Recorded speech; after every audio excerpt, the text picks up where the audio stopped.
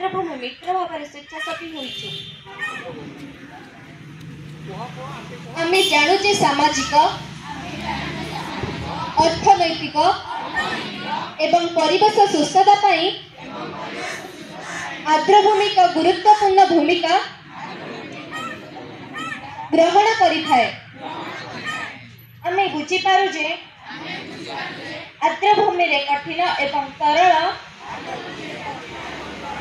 पर्यावस्तु निष्कासन एवं प्राकृतिक उत्स गुड़िकर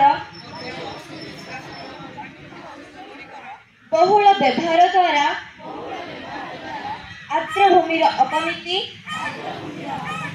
तथा जनस्वास्थ्य प्रकृति एवं आमर जैव विविधता उपरि प्रभाव पड़ुछि। आमे स्वीकार एवं समर्थन करुछु जे सामूहिक एवं व्यक्तिगत प्रयास आर्द्रभूमि संरक्षण रे एक सकारात्मक परिवर्तन आनिब। आमर आर्द्रभूमि गुड़िकर सुरक्षा एवं संरक्षण पाई आमे आवश्यक कार्यानुष्ठान ग्रहण करिबाकू